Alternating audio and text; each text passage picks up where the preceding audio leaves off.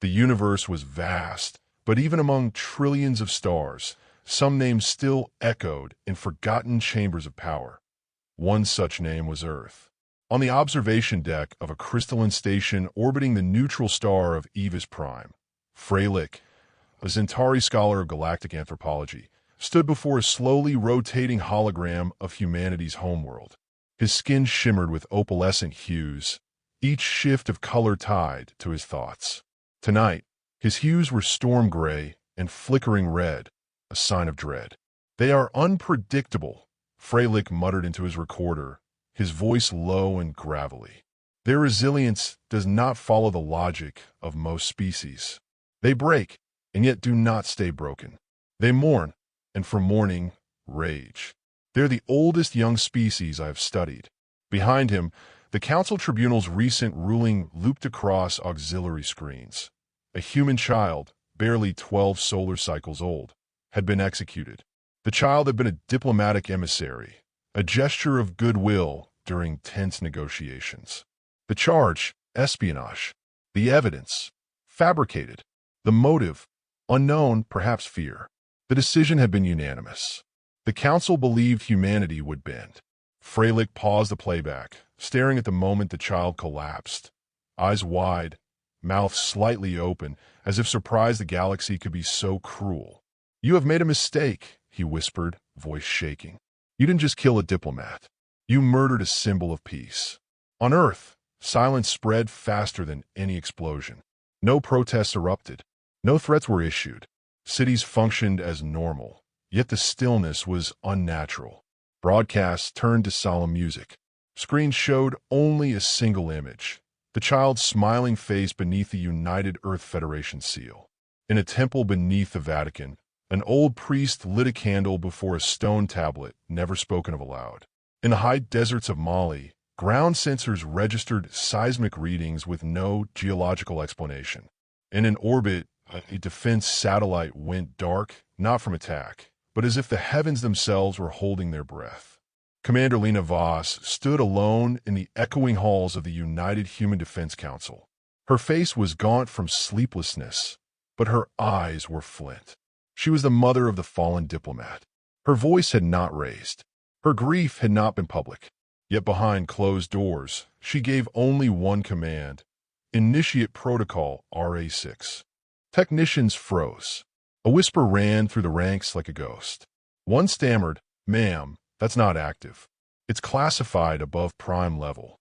"It's not a request," Lena said, each word a nail in a coffin.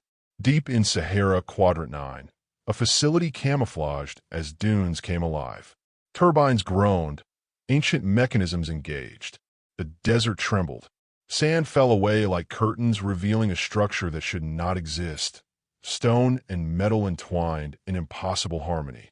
A pyramid unlike any on Earth rose from the sand, capped not with gold but obsidian, etched in symbols not even the most advanced AI could decipher.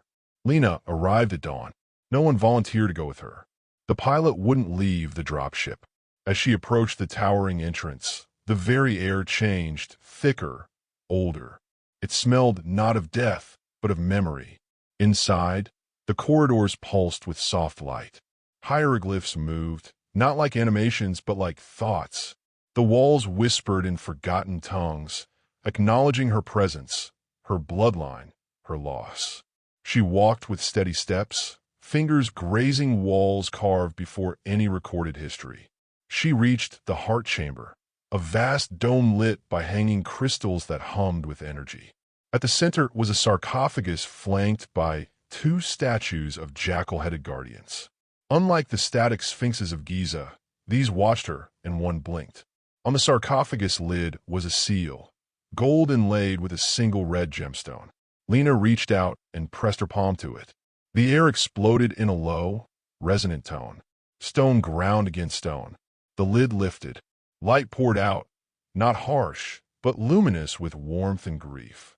The figure that rose was 8 feet tall, fur as black as moonless void, body armored in intricate plates inscribed with both circuit patterns and ancient script. He held a tall staff topped with the ankh and wings of Horus, and his eyes burned with electric blue fire. His voice filled the chamber without sound. "Who calls me from the depths?" it asked. Lena knelt, not out of reverence, but from unbearable weight in her heart. "My son. He was a diplomat, a child. They executed him. Without justice, without trial." Silence reigned for a moment. Then, the being stepped from the sarcophagus, his movements precise, filled with power restrained by ceremony. "I am Anubis," he said, "warden of the gate, guardian of the forgotten flame. For 10,000 years, I slumbered by oath. But grief has no time. You have awakened judgment." Lena stood. Her tears fell without shame. "I don't want vengeance. I want them to remember what it means to feel." Anubis turned his gaze skyward, as if seeing through the crust of earth into the cold halls of stars. "Then they shall feel." In the Galactic Council's spire city of Jandar, ministers gathered once again, gloating over Earth's passivity. To them, the silence confirmed superiority, but their celebration was brief. A message blinked across their security grid. One phrase, untranslated, written in glyphs older than their language. "You have weighed your hearts against a feather and found them heavy." Counselor Arameth scoffed. More human theatrics. But that night, Valen 3, a mining colony, ceased transmission. No alarms, no explosions, just void. Its moons began rotating in reverse. A scout ship was dispatched. It returned a week later, pilotless, its hull scorched with unidentifiable script.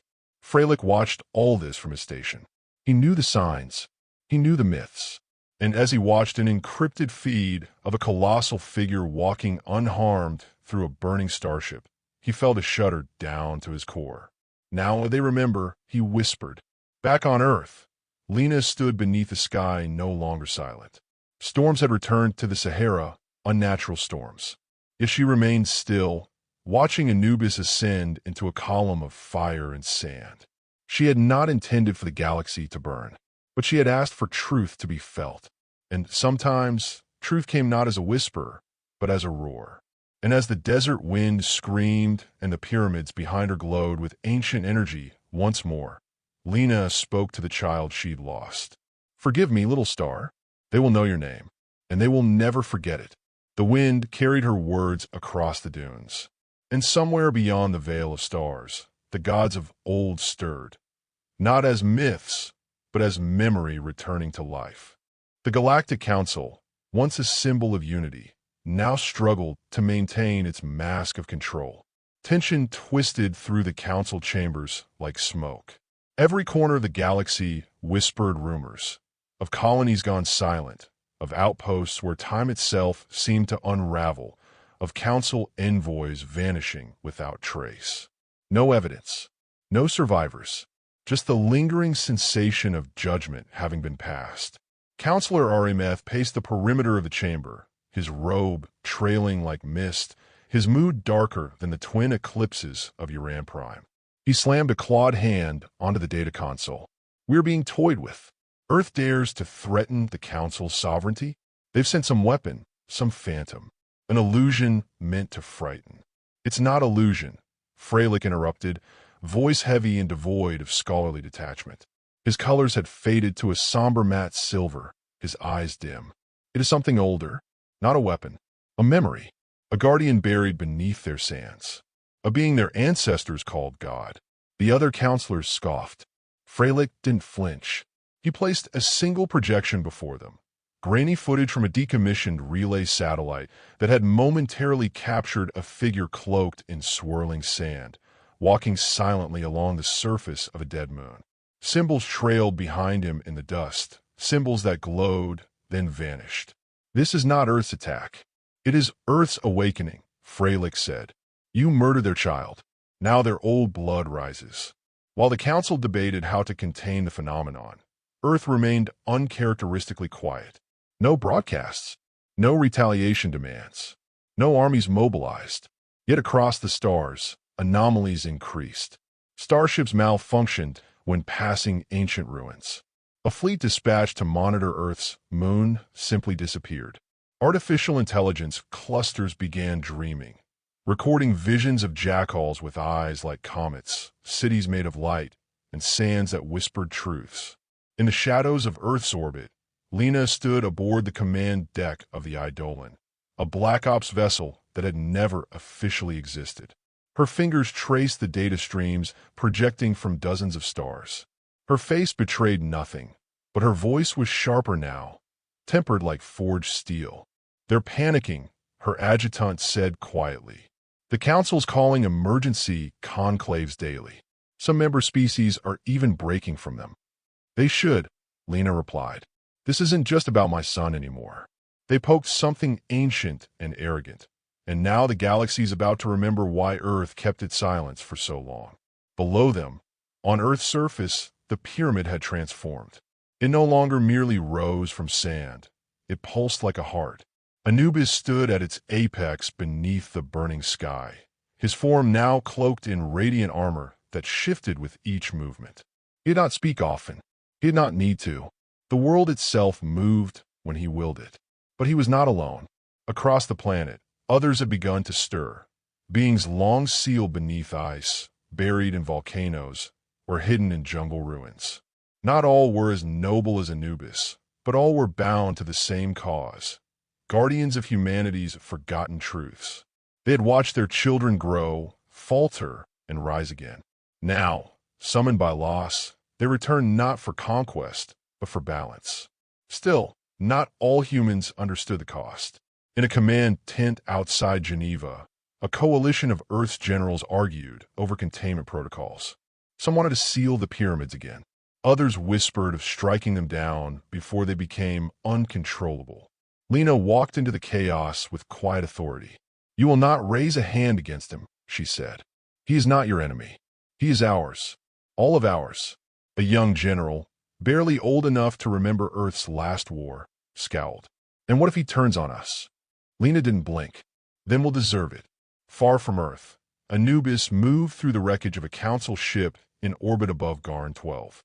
The vessel had attempted to fire upon a civilian relief convoy, an intimidation tactic. Anubis had intercepted the weapon's activation, then phased through its hull. He didn't destroy indiscriminately. He found the commander. He spoke only one sentence before judgment fell. "You know the weight of what you've done." The ship split in silence. Its fragments arranged themselves into spiraling formations, orbiting the planet like morning satellites. Counselor R.A. Meth, now visibly frayed, finally called for a military summit. Fleets were being drawn from the Targathi Reach, the Endoro clusters, even from the merciless red suns of VHYRN. The goal was no longer diplomacy. It was survival. But deep down, the leaders knew they weren't facing a nation or an army. They were facing consequence. Freilich, still an unwilling witness to all, made one final attempt to reach the humans directly. He transmitted a message not to Earth, but to the one person he believed could still hear reason, Lena Voss. It arrived encrypted in ancient Earth tongue, Latin, and decoded in her private chamber. She read it once, twice, then stared out the window at the distant glow of Mars. Freilich's words echoed in her mind. There must be another way. Before the galaxy forgets compassion entirely. She wrote back in silence. Not with strategy, not with anger, but with memory. There was another way. You close that door when you kill my son. Now judgment walks among stars, and it does not ask permission to be heard. That night, Anubis stood in orbit, gazing across the solar sea. His gaze fell upon the Council's capital world. He did not move toward it. He did not need to. The very fabric of space near it began to distort. Gravity turned inward. The stars dimmed slightly, not from destruction, but from shame. And somewhere in the depths of his being, Anubis remembered. The pain of betrayal, the silence of tombs, the promise made to a species on the brink of extinction. He remembered why he slept and why he rose. He had not come for war. He had come to make them feel. And as the stars shifted, as ships rerouted, as diplomats wept behind sealed doors, every child in the galaxy dreamed the same dream that night. A jackal with eyes like twin blue suns standing in the ruins of arrogance, whispering to them not of vengeance, but of truth. And those children remembered. They remembered the name of the fallen child. They remembered Earth. But more than anything, they remembered the feeling that would never leave them again. Judgment was not cruel. It was just. The Galactic Council's final gambit had begun. Ships blackened the sky, blotting out the stars above the capital planet of Vecrean Prime. Their formation was precise, symmetrical, and vast enough to shadow entire continents. Command signals pulsed through hyperspace. War chants echoed through comms, and quantum disruptors hummed with the promise of annihilation. This was not a display of power. It was desperation, cloaked in grandeur. Counselor Arimeth stood at the heart of the war room, flanked by officers and neural strategists. His eyes betrayed neither fear nor confidence, only fatigue. "Bring the weapon online," he commanded. "It's time we reminded Earth why they once bowed to us." Deep within the planet's crust, an ancient construct stirred, a relic unearthed from forgotten war. They called it Etherian, a synthetic god built from lost technologies scavenged from dead galaxies. Its activation required lifeblood offerings, already taken from enslaved species. It was their last defense, their nuclear soul. But Etherian didn't awaken as expected. Instead of roaring to life, its chamber went silent. Then the lights dimmed. Screaming started in the lower levels, where the engineers had been stationed. And then, without warning, the Council's planetary network failed. A single glyph appeared on every screen, the Eye of Anubis. Lena stood aboard the Eidolon, now positioned just beyond Vecrean's orbit. Her hands trembled slightly, not from fear, but from the enormity of what was about to unfold. Around her, Earth's silent allies, beings of myth, energy, and stone, waited for her signal. They had not come for conquest. They had come for memory. "Let them see," she whispered, and the stars obeyed. Anubis descended like a shadow given purpose. His figure, colossal and radiant, emerged from the darkness between dimensions, stepping into physical space as though the vacuum itself bent in reverence. His gaze pierced every ship, every soul watching from orbit and ground alike. He did not raise a weapon. He did not speak, but the galaxy held its breath. The Council launched the first strike, a synchronized barrage from over 1,000 dreadnoughts. Energy beams, matter-piercing torpedoes, and quantum imploders shot forward in a single, blinding arc. But none reached him. Each projectile slowed mid-space, frozen by a force older than physics, and then simply disintegrated into golden dust. The silence that followed was suffocating. Anubis moved forward, not with rage, but with mourning. With each step, the very fabric of reality shimmered. Around him, forgotten voices began to sing. They came not from his lips, but from the hearts of every child lost to the Council's cruelty, every voice silenced by colonial conquest, every plea ignored across centuries. Inside the Council chamber, panic erupted. Counselors screamed over one another. Freilich alone remained still. He had stopped arguing long ago. Instead, he closed his eyes, bowed his head, and whispered a name, Kalen. He remembered the child the Council had killed, the innocent boy who had smiled at him through a language barrier, offered him a drawing of a pyramid, and asked, "Do you have gods too?" Freilich had never answered. He couldn't, because he didn't understand what gods meant to Earth. But now, looking at the being they had awakened, he realized the answer. Gods were not myths. They were memories bound in flesh, pain forged into resolve, guardians born from love so fierce it defied time. On the battlefield, the Council's ships began to fall, not exploded, but deconstructed, their hulls unraveled like paper. Their AI cores flickered, then wept digital tears. Those who fled were spared. Those who remained were not killed, but stripped of power, their weapons dismantled, their reactors silenced by invisible force. Anubis reached the Council's planetary citadel and stood before it, taller than its highest tower. He raised his staff, and from its head burst a stream of light, not destructive but revealing. It showed the people of Vecrean Prime their true history, not as noble guardians of peace, but as tyrants dressed in protocol. Cities gasped. Soldiers dropped their weapons. Across the stars, live streams transmitted the truth. Lena watched from orbit, her eyes wet with unshed tears. She thought of her son, his tiny hand gripping hers the last time they walked by the Terran Monument Gardens. She remembered his laughter, his questions, his dream of being a diplomat who made aliens laugh instead of fear. "You're doing this for him," whispered her adjutant. "No," Lena replied softly. "He's doing this for all of them."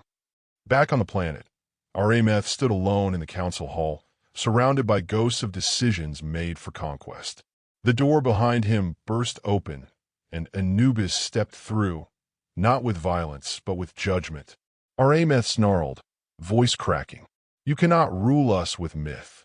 Anubis stared into him, and spoke at last, voice like thunder wrapped in wind. "I'm not myth. I am memory. You murdered innocents. Now, the stars remember." Arameth collapsed, not from force, but from the weight of knowing his legacy had ended not with triumph, but with shame. Frelick stepped forward then and bowed, not to worship, but an apology. "We were wrong. All of us. We feared what we did not understand." Anubis placed a hand on his shoulder. "Then learn." With that, the being who had once slumbered beneath Earth's sand turned away. His mission was complete, not vengeance, but awakening. He did not destroy Vecrean Prime. He gave it a choice. Remember your sins, or be consumed by them. As he left the chamber, stars lit up the sky in unfamiliar constellations. Where once there was war, now stood silence. Not the silence of fear, but of possibility. In the days that followed, Earth became a beacon, not of dominance, but of truth. Former enemies reached out to learn. Historians rewrote textbooks. Children across galaxies painted jackals with bright blue eyes and asked their parents, "Will he visit us too?" Lena returned to Earth, her mission complete. She stood before the pyramids once more, the sands quiet and still. A soft breeze blew, warm and gentle. She knelt and placed her hand to the ground where her son had once drawn shapes in the sand. "He sees you," said a voice behind her. It was Anubis, not armored, not glowing, just a tall figure in robes, his eyes no longer burning, but soft and eternal. She nodded, unable to speak. "There will be others," he said. "Other children, other cries. When they call, I will rise again. But for now, let them rest." She looked up. "Will you rest too?" He smiled, faint, almost imperceptible. "For now." He turned and walked into the dunes. The wind lifted around him, and in a blink he was gone. Not vanished, not erased, simply returned to the earth. Above, stars shimmered. Across the galaxy, people whispered his name, not as a curse, but as hope. And for the first time in centuries, the galaxy dreamed not of conquest, but of healing.